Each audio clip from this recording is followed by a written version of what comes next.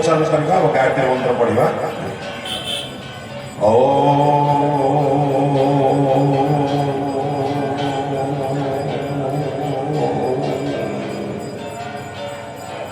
ओम भूर्भुवः स्वः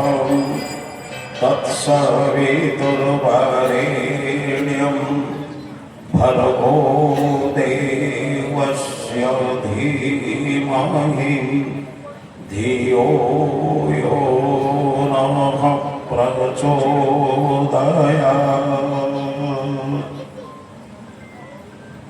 मु आपमनक आगे मोर विचार उपस्थापन करबा पूर्व विश्व नियंता सृष्टिकर्ता अजर अमर शाश्वत सर्वव्यापक सर्वांतर्यामी परम पिता परमेश्वर को मोर भक्ति श्रद्धा और नमन अर्पण करुछि। पीठाधीश्वरी देवी को मोर श्रद्धा सम्मान भक्ति निवेदन करुछि। आर्यावर्तर समस्त ऋषिवृंद को वेदोद्धार महर्षि दयानंद को पूज्य गुरु स्वामी प्रणवानंद सरस्वती चरण कमल में श्रद्धा भक्ति नमन अर्पण पूर्वक आज ये पवित्र पीठ विभिन्न यज्ञ मध्य ज्ञान यज्ञ जो आयोजन आपने द्रव्य यज्ञ नाम यज्ञ अन्न यज्ञ आदि विभिन्न यज्ञ भितर आज किसी ज्ञान विनिमय करने शब्दी कमी ज्ञान यज्ञ विनिमय ज्ञान यज्ञ आयोजन जो कर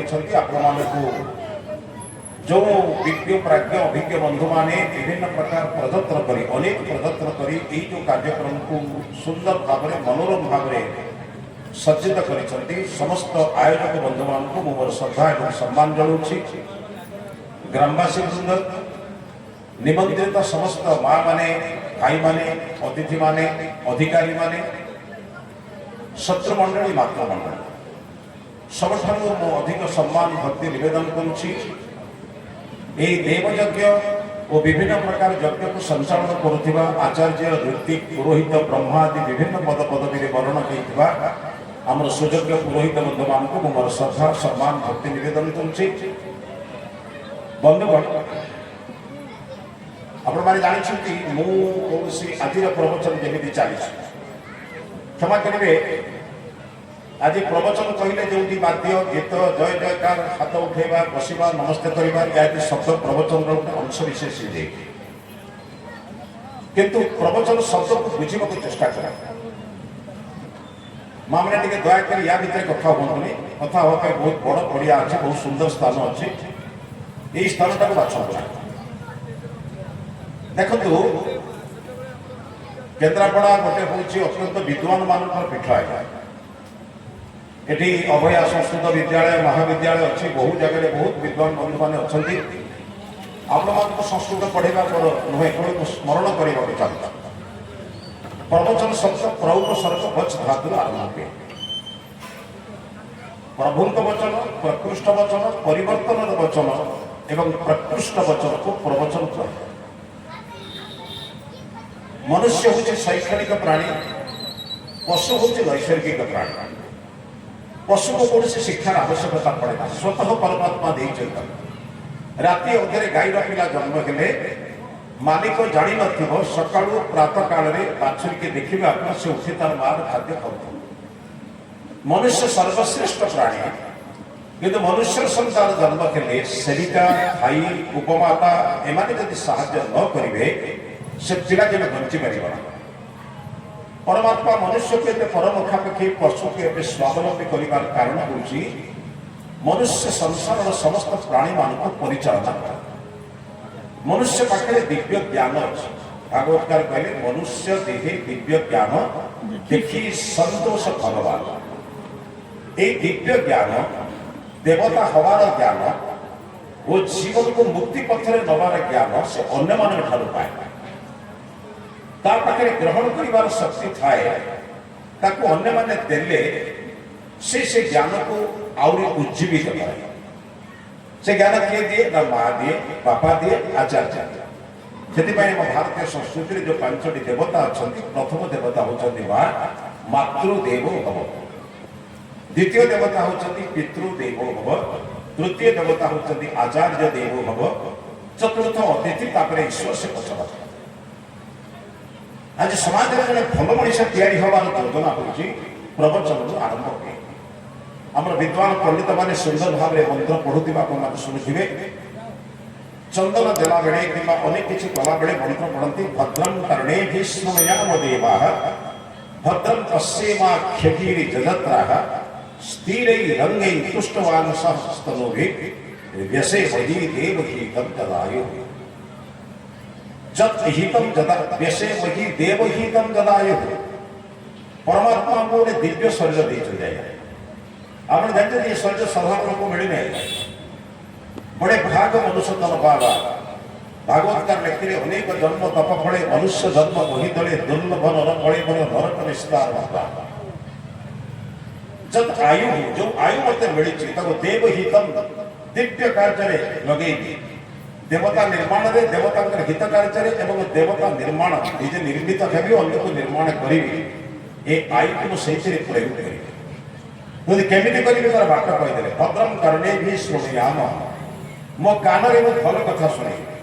भद्रम पश्येमा अक्षिभीर जगत्रा मोर आखिटी यज्ञ कला भली दृष्टिभंगी रे समस्त को देखिए ये सृष्टि यज्ञ को लक्ष्य करिए ये सृष्टि परमात्मा एक सुंदर यज्ञ कर से यज्ञ आप न जानले ये यज्ञ करें विद्वान बंधु मैंने पढ़ुवे पुरुष सूक्त एक मंत्र अच्छे यजुर्वेद 31 अध्याय को पुरुष सूक्त कहते सहस्र शीर्ष आरंभ हुए श्रीष्ठ लक्षिष्ठ पत्न समाप्त हुए से गोटे मंत्र अच्छी यज्ञ यज्ञम अयजंत देवा तानी धर्माणी प्रथमानी आशा परमात्मा जो यज्ञ कर यज्ञ को आम खाली अनुकरण कर परमात्मा थरे सूर्य देते बाबू तू सर्वदा ये प्राणी जगत को ये जो विश्व को तू आलोक दे एवं समस्त विश्व को निर्माण सचेतन कर अर्थ समस्त विश्व को सतेज कर सूर्यालोक नहले पशुपक्षी कीटपतंग कहीं बची पारे उद्भिद भी हो पार परमात्मा निर्देश सूर्य से यज्ञ सर्वदा कर आम यज्ञ पूर्णाहुति अच्छी किंतु ईश्वर यज्ञ पूर्णाहुति नहीं यज्ञेन यज्ञम अयजंत देवः तानि धर्माणि प्रथमानि आसन् ताहा ही प्रथम धर्म वायु अहरह यज्ञ करुछि वायु यदि यज्ञ पूर्णाहुति हम विश्वर अवस्था कौन बुझिपार से परमात्मा यज्ञ पूर्णाहुति नहीं आम जो पूर्णा दर्वी पराप्रत मंत्र पढ़ु तार मंत्र अलग आप पूर्णा दर्वी पराप्रत सुपूर्णा पूर्णा कथा परमात्मा को 5 दे परमात्मा 5 कोटी दिए आप कौन समर्पण कर ईश्वर दान आप जानी ना ईश्वर के कृपण होते कि देले तो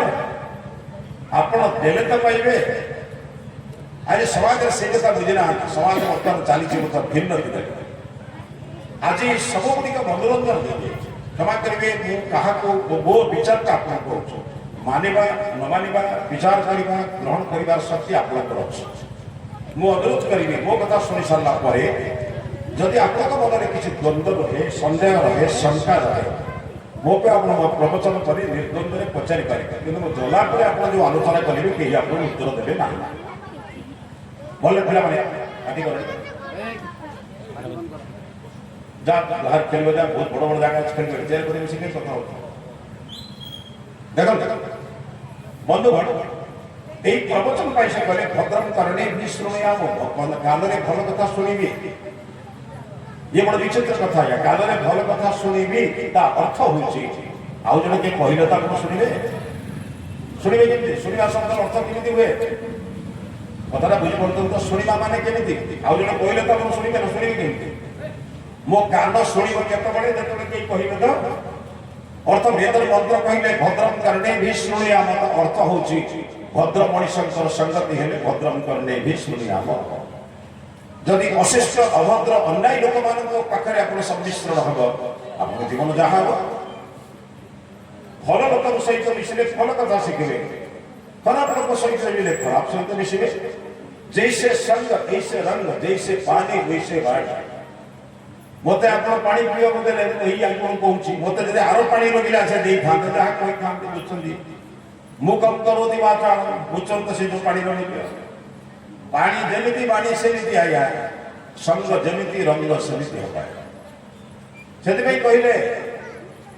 ମୃଗା ମୃଗୀ ସଙ୍ଗ ମନୁ ଚଳନ୍ତି ପଶୁଟିଏ ପଶୁ ଆଡ଼ିକୁ ଯିବ ନିଶ୍ଚିତ ଆଜ୍ଞା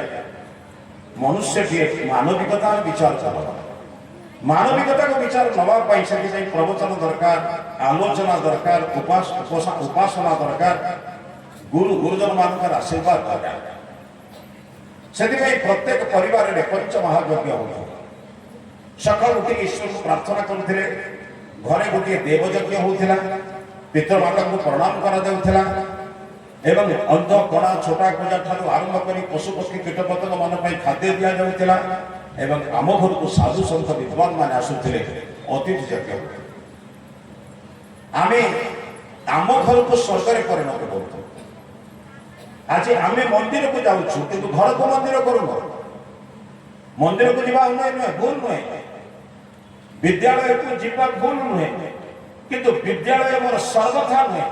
ଭଲରେ ବୁଝନ୍ତୁ ବିଦ୍ୟାଳୟ ମୋର ଲକ୍ଷ୍ୟ ନୁହେଁ ମୋର ଲକ୍ଷ୍ୟ ବିଦ୍ୟାଳୟ ନା ମୋର ଲକ୍ଷ୍ୟ ଜ୍ଞାନ ସାର୍ମାନେ ଉତ୍ତର ଦେଲେ ଭଲ ଲାଗିବ ମା ମାନେ ଉତ୍ତର ସେଇଥିପାଇଁ ପାଖକୁ ଡାକିଲେ ମୋର ବିଦ୍ୟାଳୟ ଲକ୍ଷ୍ୟ ନା ଜ୍ଞାନ ଲକ୍ଷ୍ୟ ବୁଝିପାରିଲେ ସବୁଦିନେ ବିଦ୍ୟାଳୟ ଯିବା ମୋର ଲକ୍ଷ୍ୟ ନୁହେଁ କିନ୍ତୁ ବିଦ୍ୟାଳୟ ନଗଲେ ଜ୍ଞାନ ହୁଏ ବୁଝିପାରୁଛନ୍ତି ତ ବିଦ୍ୟାଳୟକୁ ଯାଉଥିଲି ଜ୍ଞାନ ଅର୍ଜନ କରିବା ପାଇଁ ଜ୍ଞାନ ଅର୍ଜନ କଲା ପରେ ପ୍ରୟୋଗ କରିବି ଘରେ ବାପା ଠାରେ ମା ଠାରେ ପତ୍ନୀ ଠାରେ ପତି ଠାରେ ପୁତ୍ର ଠାରେ ଯେଉଁ ଜ୍ଞାନ ଅର୍ଜନ କଲି ସମାଜକୁ ରକ୍ଷା କରିବା ପାଇଁ ସେଇ ଜ୍ଞାନକୁ ପ୍ରୟୋଗ କରିବି ବୁଝିପାରୁଛନ୍ତି ତ ମୋର ଲକ୍ଷ୍ୟ ସର୍ବଦା ବିଦ୍ୟାଳୟ ନୁହେଁ ମୋର ଲକ୍ଷ୍ୟ ବହି ଖାତା କଲମ ଡ୍ରେସ୍ ବା ଲଗମେଣ୍ଟ ହାଇଡେକ୍ସ ନୁହେଁ ମୋର ଲକ୍ଷ୍ୟ ୟାରି ମାଧ୍ୟମରେ ବିଦ୍ୟା ଅର୍ଜନ କରିବା ମୋର ଲକ୍ଷ୍ୟ ମାଙ୍କ ନିକଟକୁ ସବୁଦିନେ ଯିବି କିନ୍ତୁ ମୁଁ ମୋ ମାକୁ ଅସମ୍ମାନ କରିବିନି ସେଇଠୁ ଶିଖିବି ଯଦି ଜୀବନ ଯାକ ମନ୍ଦିରରେ 3 ଥର ମୁଣ୍ଡିଆ ମାରିଲି ଘରେ ମୋ ମାକୁ ମୁଣ୍ଡିଆ ନ ମାରି ପ୍ରତି ମାକୁ ମୁଣ୍ଡିଆ ମାରିଲି କିନ୍ତୁ ପ୍ରତି ମାକୁ ନମସ୍ତେ କଲି ନାହିଁ ବୁଝିପାରୁଛନ୍ତି ତ ପ୍ରତିମାକୁ ପ୍ରଣାମ କଲି କିନ୍ତୁ ପ୍ରତି ମାକୁ ଅସମ୍ମାନ କଲି ତାହେଲେ ମୋ ପ୍ରତିମା ପୂଜକ ନୁହେଁ ବୁଝିପାରୁଛନ୍ତି ତ ଏ କଥା ଶିଖିବା ପାଇଁ ମନ୍ଦିର ଯାଉଥିଲେ ଶିଶୁ ମନ୍ଦିରରେ ଶିଶୁ ନିର୍ମାଣ ହେଉଥିଲା ଦେବ ମନ୍ଦିରରେ ଦେବତା ନିର୍ମାଣ ହେଉଥିଲା ଆଜି ଦେବ ମନ୍ଦିରରେ ଦେବତା ନିର୍ମାଣ ହେଉନା ଦେଖିଲା ଦେବତା ନିର୍ମାଣ କରିବାର ଲୋକ ନାହାନ୍ତି ସବୁଦିନ ସନ୍ଧ୍ୟାବେଳେ ଘଣ୍ଟା ବଜା ହେଉଥିଲା ମାନେ କଣ କି ଘଣ୍ଟା ବଜେଇବାର ଅର୍ଥ ହେଉଛି ବର୍ତ୍ତମାନ ପ୍ରବଚନ ବା ଯୋଗର ସମୟ ଆସିଗଲା ଆପଣମାନେ ଆସନ୍ତୁ ଆପଣମାନେ ଆସିଲେ ବସିଲେ ବେଦ ବେଦାନ୍ତ ଶାସ୍ତ୍ର ଉପନିଷଦ ଦର୍ଶନ ଗୀତା ଭାଗବତ ରାମାୟଣର ଆଲୋଚନା ହେଉଥିଲା ଆପଣ ସେ ଆଲୋଚନା ଶୁଣି ସାରିଲା ପରେ ସେଇ ଜ୍ଞାନକୁ ନିଜ ଘରେ ପ୍ରୟୋଗ କରୁଛନ୍ତି ଗୋଟେ ଆଦର୍ଶ ଗୃହସ୍ଥ ଆପଣମାନେ କରୁଥିଲେ ମତେ ବନ୍ଧୁ କହିଲେ ଆପଣଙ୍କର ବିଷୟକୁ ଆଦର୍ଶ ଗୃହସ୍ଥ ଉପରେ କରୁ ଠିକ ଅଛି ଆଜିକାଲି ତ ଗୃହସ୍ଥ ବିଗିଡ଼ି ଯାଇଛି ସବୁ ବିଗିଡ଼ି ଯାଇଛି କାହାକୁ କହିବେ ଆଜ୍ଞା ପଚାରୁଛି ଆଜ୍ଞା ଗୃହରେ ରହିବାକୁ ଗୃହସ୍ଥ କୁହନ୍ତି ତ ଆଜ୍ଞା ମତେ ଟିକେ ମୁଣ୍ଡ ଟିକେ କମ ହଲାନ୍ତୁ ତୁଣ୍ଡ ଟିକେ ହଲେଇଲେ ଭଲ ଲାଗିବ ନା କଣ ସାର୍ ହଁ ଟିକେ କହୁନାହାନ୍ତି କଣଟା ଅସୁବିଧା ଅଛି କହିଲେ ଆଜ୍ଞା ବଡ଼ କଥାଟା କଣ ଏଇ ଯୋଉ ମୁଣ୍ଡ ହଲେଇଲେ ଆପଣ କୁଆଡି ହଲଉଛନ୍ତି ମୁଁ ବି ଠିକରେ ବୁଝିପାରିବିନି ବେଳେବେଳେ ଭୁଲଟାକୁ ଠିକ କରିଦେବି ଆସିବା କଥାବାର୍ତ୍ତା ଅସୁବିଧା କଣ ଚାଲେ ଗୋଟେ ଛୋଟିଆ ଉଦାହରଣ ଆରମ୍ଭ କରୁଛି আকবর ଥରେ ବୀରବଲକୁ ପଚାରିଲେ ବୀରବଲ ସମାଜରେ ମୁଁ ଦେଖିଛି ଆମେ ଆଜି ରାସ୍ତାରେ ଆସିଲା ବେଳେ ଦେଖିଲେ ଗୋଟେ ସେଇଦିନ ଆସିଲା ବେଳେ ବାଟରେ ଦେଖିଲେ ତା ପୂର୍ବାଭାଷ ଆପଣ କରୁଛୁ আকবর ବୀରବଲ ଦି ଜଣ ଗୋଟିଏ ଗାଁରୁ ଆଉ ଗୋଟିଏ ଗାଁକୁ ଯାଉଥାନ୍ତି ସେ ଗାଁକୁ ଗଲାବେଳେ ଦେଖିଲେ ଗାଁରୁ ସେ ଗାଁକୁ ଗଲାବେଳେ କିଛି ବିଲ ମାନେ ଯୋଉ କ୍ଷେତ ଅଛି ପ୍ରବଳ ଖରା ଏବେ ଯେମିତି ଖରା ହେଉଛି ଅଂଶୁଘାତ ସମୟ ଭଳି ଖରାରେ আকবর ବୀରବଲ ଦି ଜଣ ଏ ଗାଁରୁ ସେ ଗାଁକୁ ଗଲେ ତାପରେ ସିନା ସେ ଗାଁର କଥା ବୁଝିଲେ ମଝିରେ 2-4 ଖଣ୍ଡ କିଆରି ଛାଡ଼ି ଦେଖିଲେ ଅଳ୍ପ ଟିକେ ପାଣି ଅଛି ଏପଟରେ ହରିଣ ମରିକି ପଡ଼ିଛି ସେପଟରେ ହରିଣୀ ମରିକି ପଡ଼ିଛି ସେ ଖରାରେ ଠିଆ ହେଇ আকବର ପଚାରିଲେ ବୀରବଲକୁ କହିଲେ ବୀରବଲ ଏ ବଡ଼ ବିଚିତ୍ର କଥା ପାଣି ଅଛି ହରିଣ ହରିଣୀ ମରିଛନ୍ତି କଣ ୟାର ରହସ୍ୟ ବୀରବଲ କହିଲେ ମହାରାଜ ବାସ ଆପଣ ଗୋଟେ କାମ କରନ୍ତୁ ମତେ ଟିକେ ସମୟ ଦିଅନ୍ତୁ ଆପଣ ଏଇ ଯୋଉ ଖରାରେ ଠିଆ ହେଇକି ଆଲୋଚନା କରିହେବ ଆପଣ ଚାଲନ୍ତୁ ଆର ଗାଁ ମୁଣ୍ଡକୁ ଯିବା ଗଛ ଅଛି ବସିବା ଆଲୋଚନା କରିବା ଯେମିତି ସେ ଗଛ ପାଖରେ ପହଞ୍ଚିଲେ আকবର ତ ପଚାରିବା ପାଇଁ ବ୍ୟସ୍ତ আকবର ସାଙ୍ଗେ ସାଙ୍ଗେ ପଚାରିଲେ କଣ ବୀରବଲ ଉତ୍ତର ଦେଉଥିଲ କହୁନା ବୀରବଲ କହିଲେ ଆଜ୍ଞା ଭାରତର ସଂସ୍କୃତିକୁ ବୁଝିବା ଆପଣଙ୍କୁ ବହୁତ କଷ୍ଟକର बोले भारत संस्कृति कौन अच्छे भारत संस्कृति आप जानना अरे भाई कथा नोटिस कर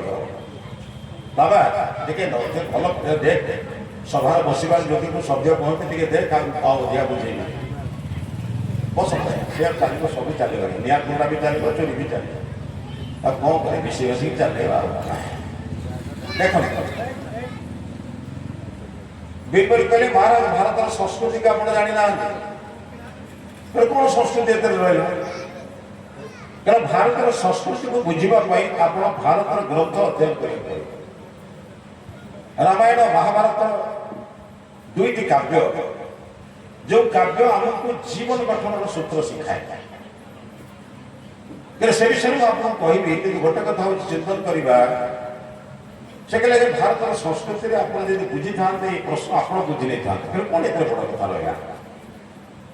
आप जापारे ना पानी जी अच्छी जड़े लोक पी पार जड़े लोक शोष मेटी पार